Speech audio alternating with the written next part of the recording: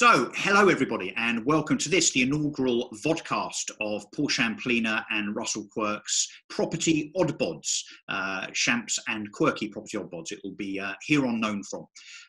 What we want to do is to provide you this wonderful information fest, really, on the property market on a regular basis. We're going to shoot it on a Friday. We're going to talk about the week's property news. We're going to maybe have a bit of a tussle, aren't we, Paul, in terms of a bit of a difference of opinion here and there, a bit of banter, and produce it for the weekend when, of course, there's a dearth of property news, unfortunately. So, Paul, welcome. How are you, mate? I'm all right. I'm good. What are we now? We're week 8 of lockdown. I don't know. I've lost track, mate. Week 50 something of lockdown. Who knows? Yeah, no, I know. It's it all does kind of blend into one big blur, doesn't it? But so look, should we kick off and talk about, I guess, look, the headlines of the week, I suppose, shall we, in terms of what we think of the big stories? For me, the big story has to be, as you say, after 8 weeks of the property market being cryogenically frozen, we were kind of unleashed, weren't we? And Robert Jenrick, the housing secretary, said basically, yeah, the lead is off. Estate agents go forth, and that's what we've done. So quite a revelation, don't you think? Well, it is. I mean, it's now official. You know, from the market being frozen, it's now officially back open. I know from driving around yesterday, I saw 4 agents open. I saw a few still closed, but it's good. I mean, you know, now we can do the viewings, we can do the valuations, we can do the inspections, the move-ins. You know, it's good news. Yeah, and a lot of people have said, and you've probably had this in terms of your media appearances this week, you know, a lot of pundits have said, well, why estate agents? You know, why you first? Why not retail? Why not coffee shops and so on? And I think, look, rightly or wrongly, and I know estate agents, obviously, we will get a bit of a bad press, but we do have our uses, frankly, and particularly when it comes to being stewards of the property market.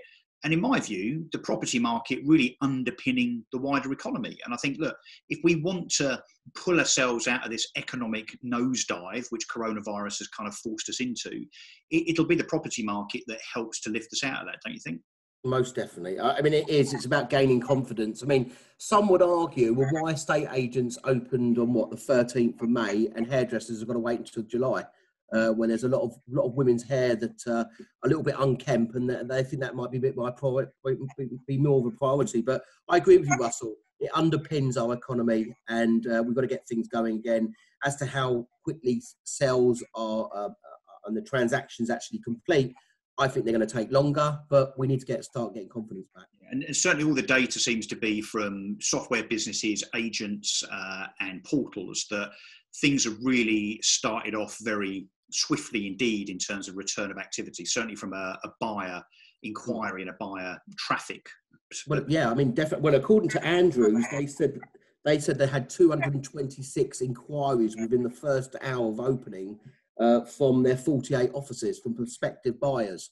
Yeah. You know, which sounds a lot and it sounds very encouraging, but who knows? Here I venture there might be a bit of PR in that, Paul, but I think we had similar from Chesterton's, didn't we, that they've been largely unaffected really by coronavirus. So I must admit, I take some of that with a bit of a pinch of salt. Of course, we've been affected. I think it's now all about how we recover, how quick we recover. And of course, look, being sensible when it comes to PPE and sanitisation, social distancing on viewings and so on. So what's your headline of the week, mate? Can I just say, you're a bit cynical, aren't you, Russell? Yeah. I'm only joking. So the other headline of the week is the tenants, the London Tenants Union Renters Association, where they're doing loads of campaigning. They did a campaign for Dorchester Court in London to demand that the landlord, Manaquet Limited, offers rent reductions and repairs issues of properties. And quite rightly, if there is issues at a property, there needs to be repairs carried out, essential repairs carried out as well under the guidance. But the new Economics Foundation, the think tank, which is part funded by Nationwide Building Society, literally today said rents to be completely suspended during the virus, and landlords can be matched by having mortgage freezes. You know, let me just give you one case study, Russell. I spoke to an agent on Tuesday. He manages 1,000 units. A little bit of his stock is student lets, and student lets is going to be the biggest market affected in HMOs with regard to non-payment and vacation of tenancies early. He had 30 students refusing to pay the rent because their university had told them don't pay the landlords. Crazy. let's get this right. So there's an association calling on all rents to be waived in London, right? All of them, yeah, which is millions of rents, no matter how someone may or may not qualify in terms of financial hardship. So anybody's rent should just be waived. Is that what they're saying? Well, that's what they're saying. They're saying that. I mean, obviously, what they brought out guidance. They said about a rent holiday and a mortgage holiday. It's actually a deferment. So I know the government have changed the wording on that, and that was the spike of all these comms coming out. Let's be very clear. 90% of landlords out there only have 1 and 2 properties. You know, there's this myth that landlords have got all this money. I speak to landlords, and my team at Landlord Action speak to landlords daily, and they are struggling.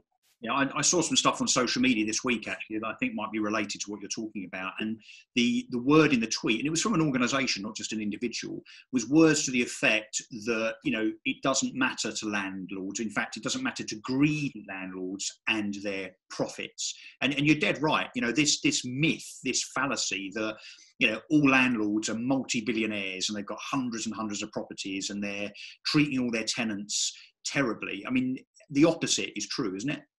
It's complete rubbish. I mean, it really is. I mean, a lot of, I mean, the encouragement we're giving, obviously, to landlords is work with your tenants, do deals. I mean, the NRLA came up and said over 40% of their members have worked with their tenants to try and sustain the tenancy. Bearing in mind, the courts are suspended until the end of June. You're having to serve 3-month notices. I mean, at the end of the year, the courts are going to be slaughtered. I mean, we've got 500 to 600 cases stuck in the court system that are suspended, and they're landlords that had cases prior to COVID-19. They're affected, and they can have rent arrears for over 12 months. I mean, I see struggling landlords. I have landlords crying down the phone to me, seriously. It's quite tragic. So, and landlords have been affected financially by COVID-19 as well. They've been furloughed. They've had to apply for universal credit. Everyone's in it together.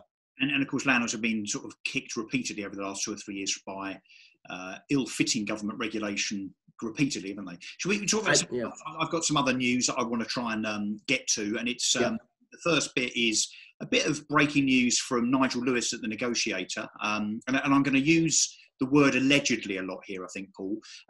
What Nigel has broken is that one of our larger estate agency businesses, Spicer Hart, you know, which obviously is also Darlow's and Felicity J. Lord, he's picked up on what I think is a leak or a rumour, whatever you want to call it, that Spicer Hart might, in the not too distant future, be about to completely change their model, which will not require the 120 odd branches that they've got.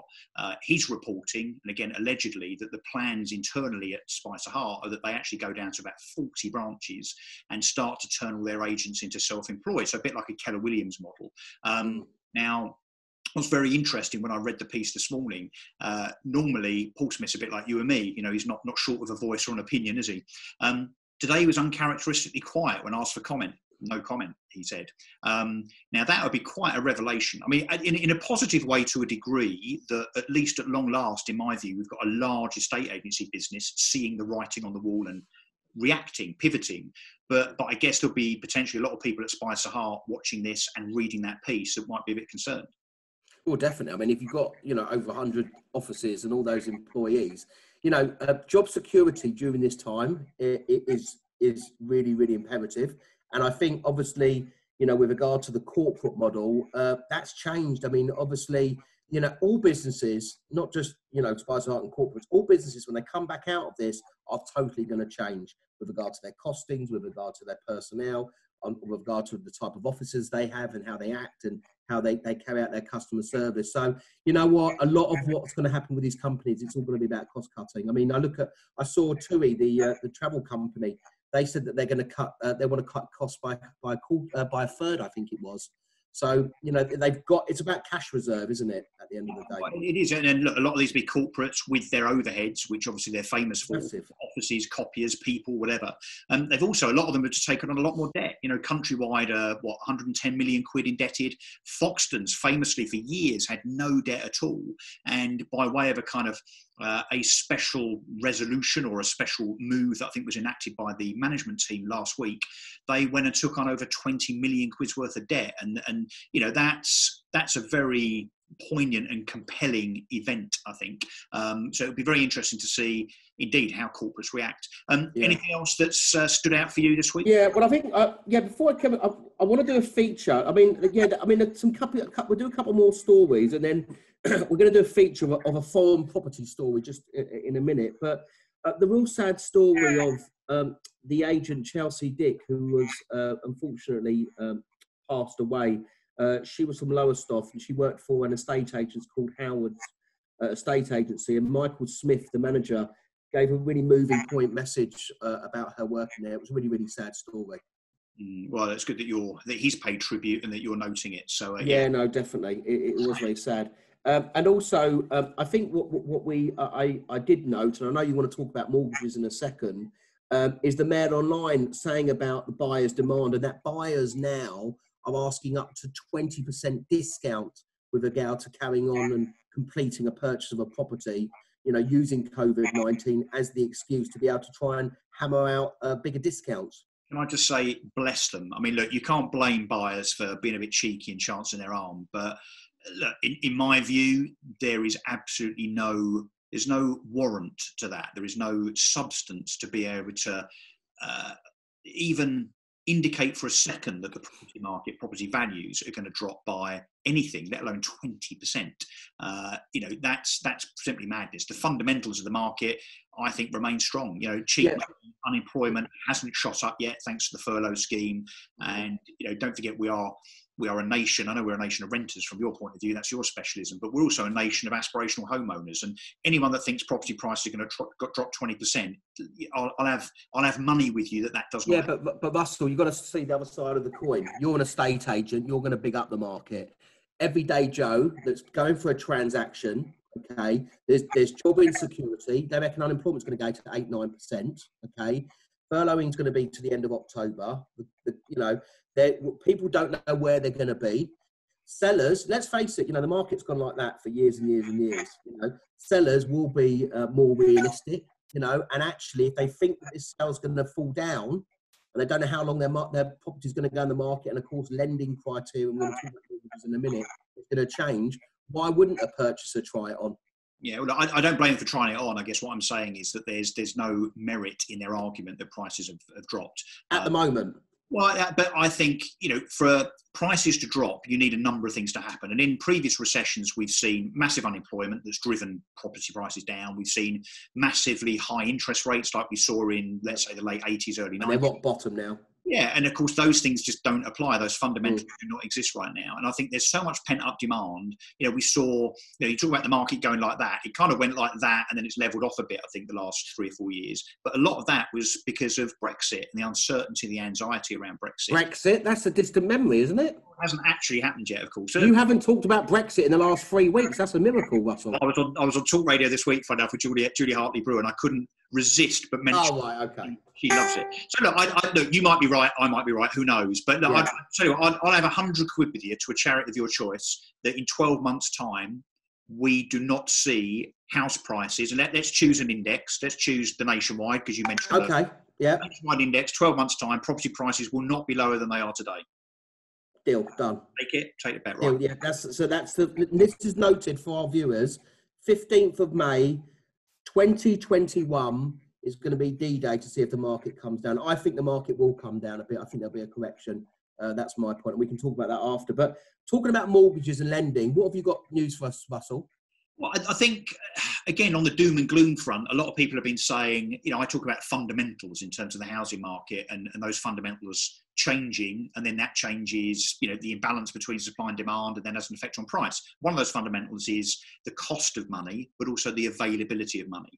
And what some people have been saying to me this week is, that you can't get a mortgage. And in the last 2 weeks, now that the dust has settled a little bit insofar as lenders, it seems that not only is there appetite by lenders to lend, in fact, there's been literally in the last few days a whole bunch of 75% loan to value buy to let products released.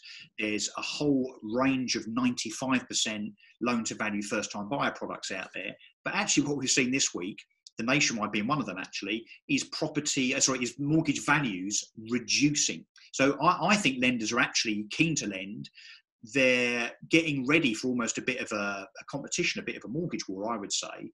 So I think in terms of that kind of that central limb to what props prices up, we're certainly not going to see interest rates go higher for probably a year or two at least. Yeah, I agree with that. Bank rate 0.1%. You can still fix a mortgage at below 2% from a 3 and a 5 year perspective. So I think money will be available. Money will maintain its cheapness, and those two things alone will again help to prop up the property market. So I guess I want to bust the mortgage myth, Paul. Really, that anyone that's saying on the news, "Oh yeah, but there's no money about, and the lenders aren't going to lend, and mortgages are going to be expensive," it's fundamentally untrue to say that. Yeah.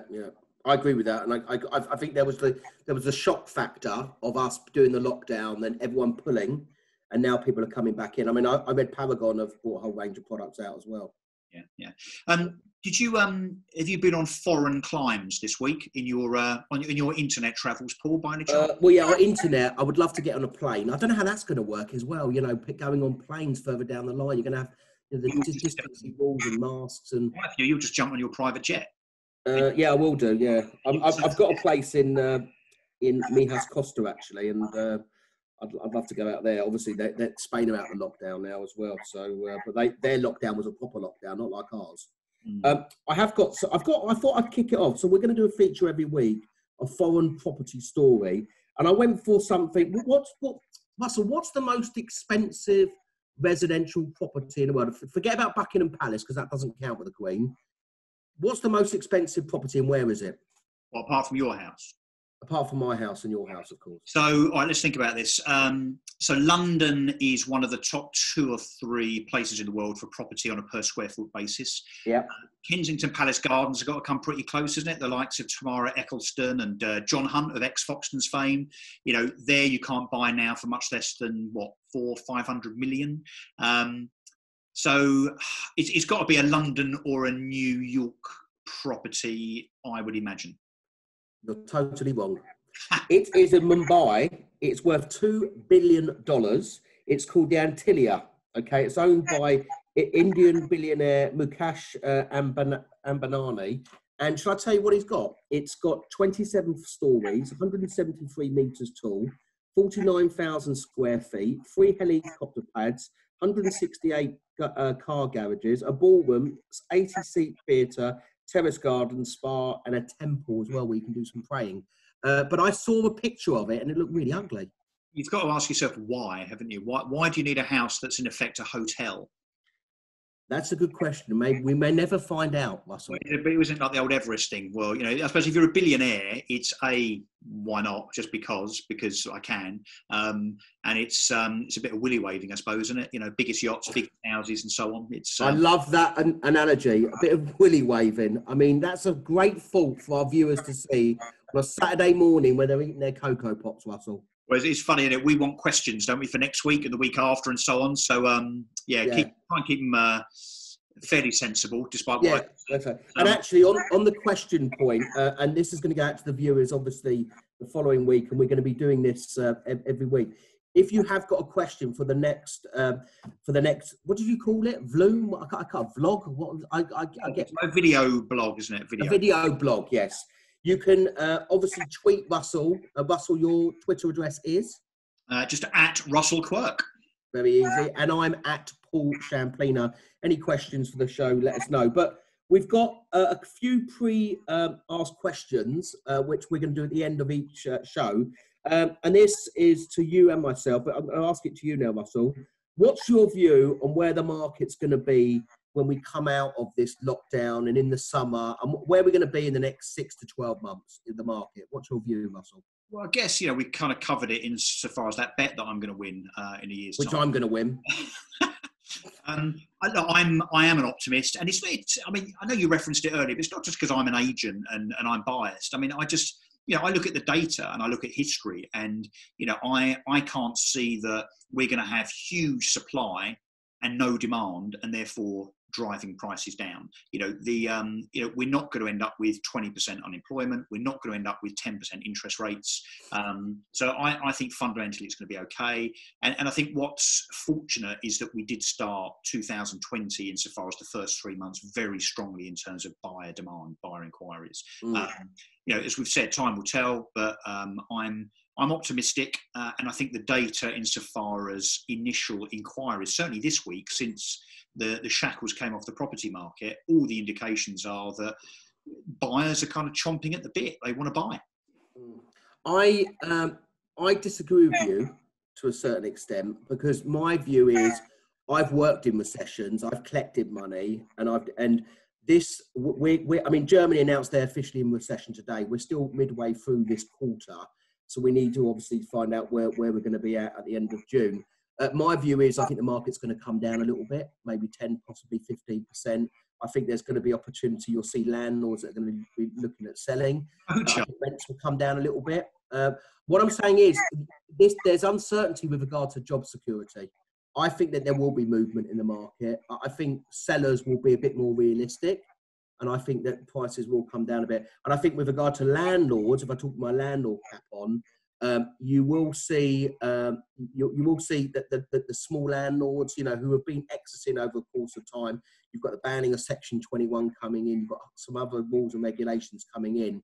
I think the smaller landlords might need for liquidity because of their own personal circumstances, need to cash in their chips, which offers opportunity, obviously, for investors that have got cash as well. I think landlords are going to worry about void periods and about what type of tenants they take on in the future.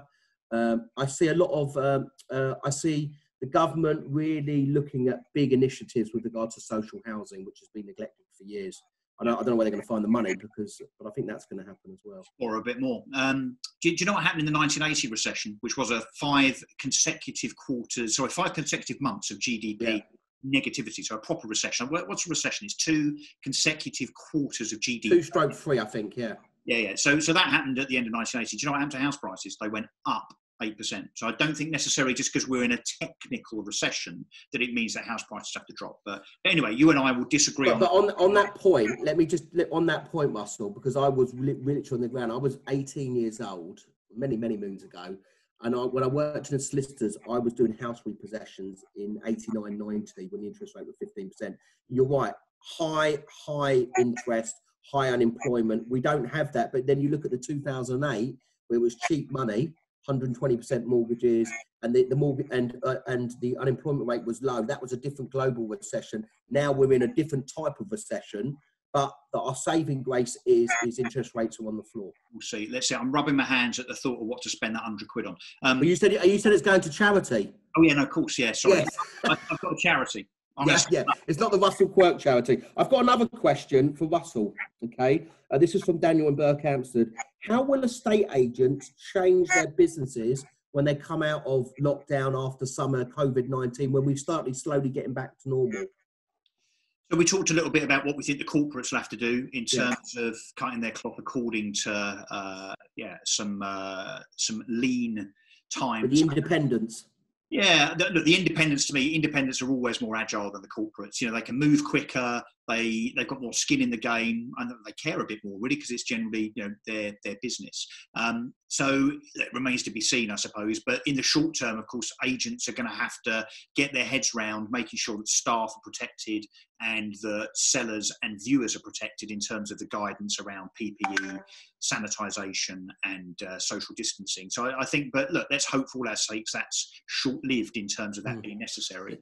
I think if we look at agencies. And bear in mind, I don't want to make a prophecy here, because I think I did famously make a prophecy back in about 2012 that online estate agents have 30% of the market, and that, wow, God, I was way out. But that was a Gerald Ratner moment in the property world for you, Russell. I don't know. It was based on looking at all other sectors insofar as how the internet had disrupted those other industries, really. But anyway, I do think that we will see, unfortunately, a reduction in branch numbers. And again, look, it's happening. We've just talked about the Spicer Hart speculation.